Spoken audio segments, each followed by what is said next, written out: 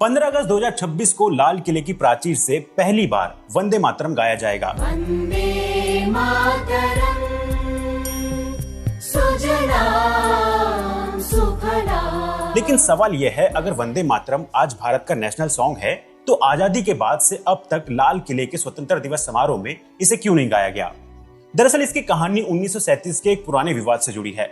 वंदे मातरम के शुरुआती दो हिस्सों में भारत माता और देश की प्राकृतिक सुंदरता का वर्णन है, लेकिन इसके आगे के हिस्सों में हिंदू धर्म से जुड़े प्रतीकों और देवी दुर्गा का जिक्र आता है। यहीं से विवाद ने तूल पकड़ा। मुस्लिम लीग ने वंदे मातरम के इन हिस्सों पर आपत्ति जताई, क्योंकि धार्मिक संदर्भों की वजह से ऐसे गीत को पूरे देश के लिए राष्ट्रीय गीत के तौर पर स्वीकार करना मुश्किल माना गया। इसी विवाद के बाद कांग्रेस वर्किंग कमेटी ने तय किया कि राष्ट्रीय सभाओं में वंदे मातरम के सिर्फ पहले दो हिस्से ही गाए जाएंगे, यानी पूरा गीत मौजूद रहा, लेकिन राष्ट्रीय आयोजनों में इसके शुरुआती दो हिस्सों को ही इस्तेमाल करने की परंपरा बन गई।